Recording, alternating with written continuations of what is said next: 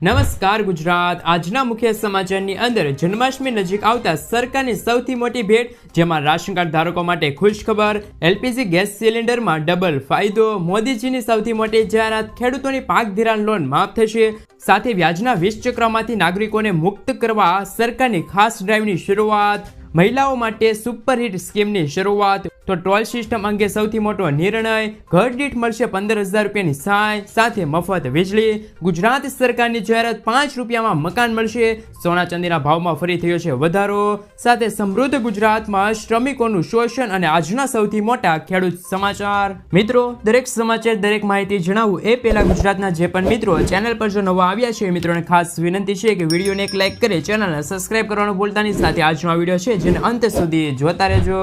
મિત્રો, અત્યારના તાજા સમાચારની અંદર વાત કરીએ તો જન્માષ્ટમી નજીક આવતા સરકારે સૌથી મોટી જાહેરાત કરી છે।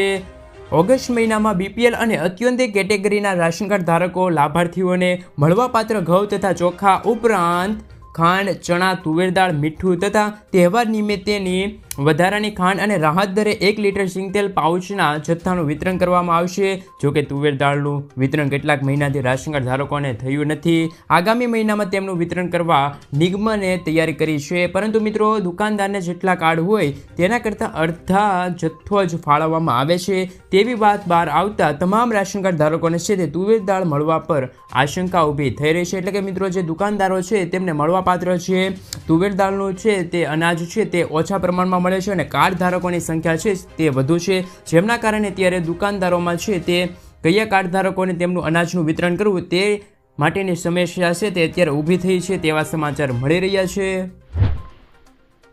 મિત્રો, ત્યાર પછીના સમાચારની અંદર વાત કરીએ તો 5 રૂપિયામાં મકાન બસેરા યોજનાની શરૂઆત। ગુજરાત રાજ્યમાં શ્રમિકોના હિતમાં આજે અમદાવાદ ખાતે કાર્યક્રમ યોજાયો હતો, જેમાં સીએમ ભૂપેન્દ્ર પટેલે શ્રમિક બસેરા યોજના અંતર્ગત 15,000 શ્રમિકોને હંગામી આવાસનું ખાતમુહૂર્ત કર્યું છે। આ યોજના હેઠળ શ્રમિકોને કામકાજના નજીકના સ્થળે આવાસ મળી રહેશે। 3 વર્ષમાં 3 લાખ શ્રમિકોને આશ્ચર્ય આપવાનો છે તે ટાર્ગેટ છે। મિત્રો, 6 વર્ષથી નાના બાળકોને વિનામૂલ્યે રહેવાની જગ્યા મળશે। 5 રૂપિયામાં ટોકન દરે આવાસ મળશે।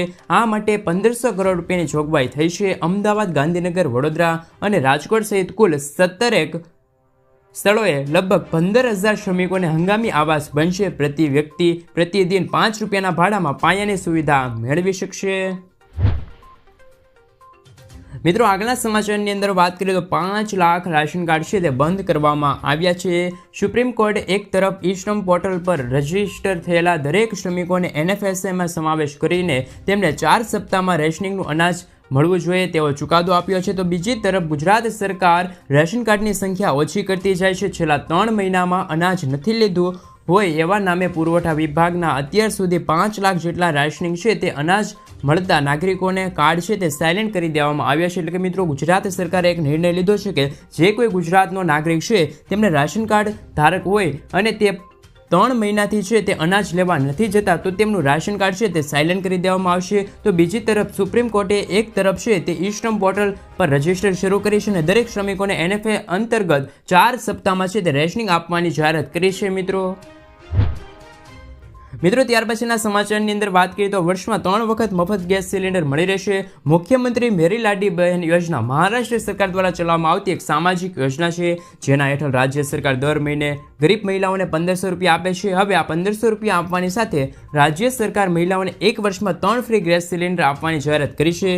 આ માટે રાજ્ય સરકારે અન્ન, નાગરિક પુરવઠા અને ગ્રાહક સુરક્ષા વિભાગના આદેશ પર જારી કરવામાં આવ્યો છે। મિત્રો, હવે તમારું શું કહેવું છે કે ગુજરાતમાં પણ આવી એક નવી યોજના છે તે શરૂ કરવામાં આવી જોઈએ? કારણ કે મિત્રો છે મહારાષ્ટ્ર સરકાર છે તેમના મુખ્યમંત્રીએ છે તે જાહેરાત કરી છે કે હવે વર્ષમાં 3 વખત છે તે મફત ગેસ સિલિન્ડર મળશે, પણ મિત્રો અત્યારે ગુજરાતમાં પણ આવી જો આ યોજનાની જાહેરાત કરવામાં આવે તો ખેડૂતોનું છે તે થોડુંક બજેટ છે તે બચી શકે। મિત્રો, આગળના સમાચારની અંદર વાત કરીએ તો વિદ્યાર્થીઓને લઈને આવ્યા છે સૌથી મોટા સમાચાર। ભારતમાં એવા ઘણા બાળકો છે જે સરકારી શાળાઓમાં અભ્યાસ કરે છે। સરકારી શાળામાં કોઈ ભેદભાવ વિના અમીર અને ગરીબ તમામ બાળકોને શિક્ષણ આપવામાં આવે છે।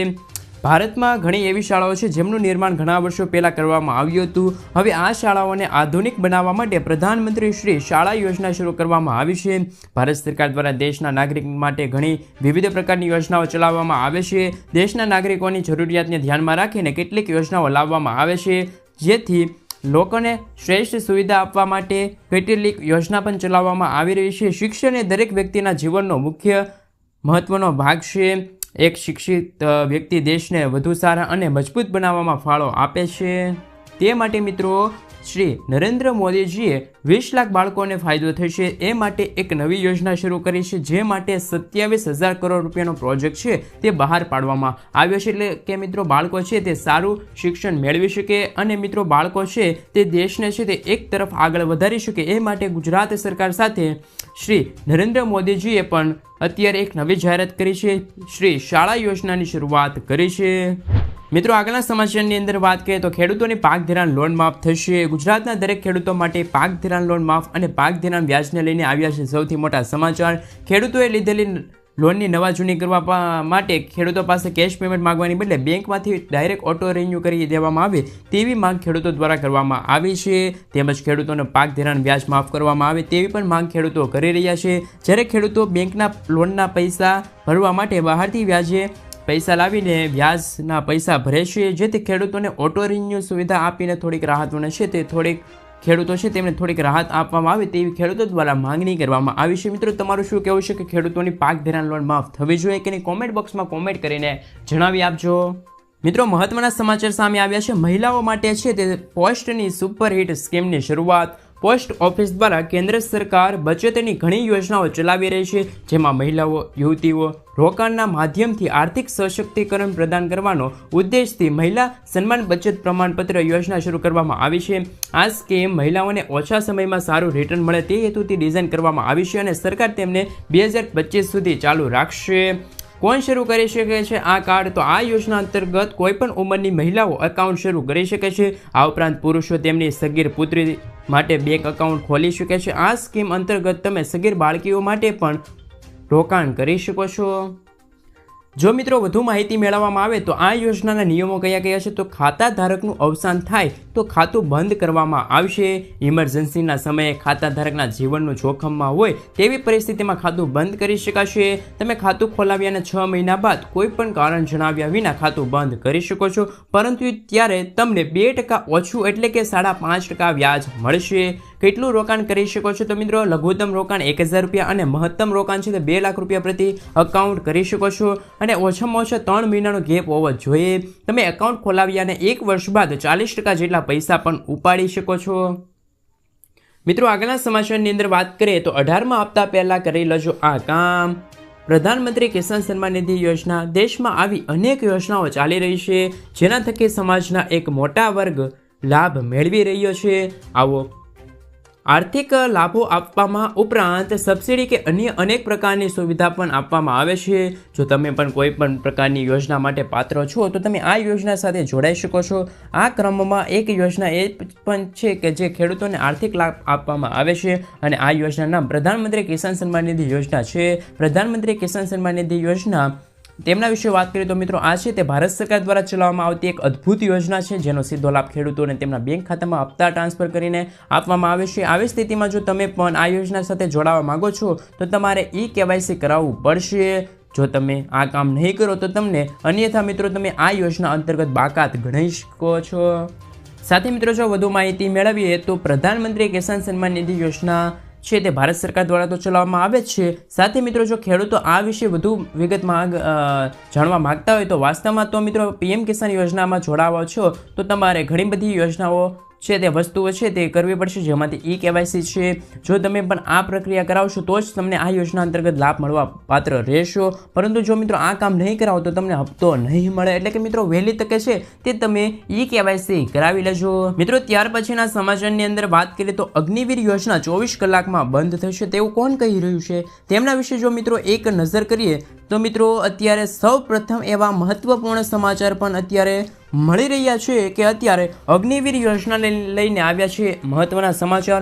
અખિલેશ યાદવે ફરી એકવાર અગ્નિવીર યોજના અંગે નિવેદન આપ્યું છે. તેમણે કહ્યું છે કે સત્તામાં આવવાની સાથે 24 કલાકની અંદર આ યોજના છે તે રદ કરી દેવામાં આવશે.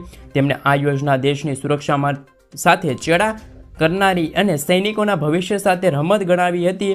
તેમણે જૂની રીતે ભરતી કરવાની માંગ કરીને ઉલ્લેખનીય છે કે CM યોગીએ અગ્નિવીરને UP પોલીસના અનામત આપવાની વાત કરી છે.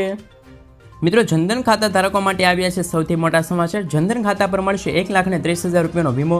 પ્રધાનમંત્રી જનધન યોજના હેઠળ ખોલાવવામાં આવેલા ખાતા ધારકોને કુલ 1,30,000 રૂપિયાનો લાભ આપવામાં આવે છે. આમાં અકસ્માત વીમો પણ આપવામાં આવે છે. ખાતા ધારકને 30,000 રૂપિયાનું સામાન્ય વીમા કવચ મળી રહેશે. 1 લાખ રૂપિયાનો અકસ્માત વીમો પણ મળે છે. આવી સ્થિતિમાં જો ખાતા ધારકને અકસ્માત થાય છે તો તેમને 30,000 રૂપિયા આપવામાં આવે છે. જો કોઈ આ ખાતા ધારકનું મૃત્યુ થાય છે અકસ્માતમાં તો તેમને 1 લાખ રૂપિયા આપવામાં આવે છે. એટલે કે મિત્રો કુલ મળીને 1,30,000 રૂપિયાની સહાય મળે છે. મિત્રો આયુષ્યમાન કાર્ડને લઈને પણ આવ્યા છે એક રાહત ભરા સમાચાર. કેન્દ્ર સરકારે નાણાકીય વર્ષ 2023-24ના આયુષ્યમાન યોજના મેળવવા રાજ્યોની છે તે યાદી બહાર પાડવામાં આવી છે. જે મુજબ કર્ણાટકમાં સૌથી વધુ 32 લાખ લાભાર્થીઓ છે તે આ યોજનાનો લાભ લઈ રહ્યા છે. પછી રાજસ્થાનમાં 19.78 લાખ, આંધ્રપ્રદેશમાં 18.42 લાખ, યુપીમાં 17 લાખ, છત્તીસગઢમાં 15 લાખ, ગુજરાતમાં 12.80 લાખ, મધ્યપ્રદેશમાં 12.70 લાખ તથા કેરળમાં 10 લાખ લાભાર્થીઓ છે તે આ યોજના અંતર્ગત લાભ મેળવી રહ્યા છે. મિત્રો આગળના સમાચારની અંદર વાત કરીએ તો હવે 300 યુનિટ મફત વીજળી અને 15,000 રૂપિયા તમારા ખાતામાં. પીએમ સૂર્ય ઘર મફત વીજળી યોજના વિશે તમે સાંભળ્યું છે. વડાપ્રધાન નરેન્દ્ર મોદી આ યોજના 13 ફેબ્રુઆરી 2024ના રોજ શરૂ કરી છે. આ યોજનાની અંદર શોર્ટ હાઈ રેકોર્ડ બ્રેક 1 કરોડથી વધુ રજીસ્ટર થયા છે. અને આ યોજનાની અંદર સરકાર તરફથી દરેક ઘરોને 300 મફત યુનિટ વીજળી આપવામાં આવે છે. અને કેન્દ્રએ કહ્યું છે કે આ યોજના થકી તમને વાર્ષિક 15,000 રૂપિયાની છે તે સહાય થઈ શકે છે.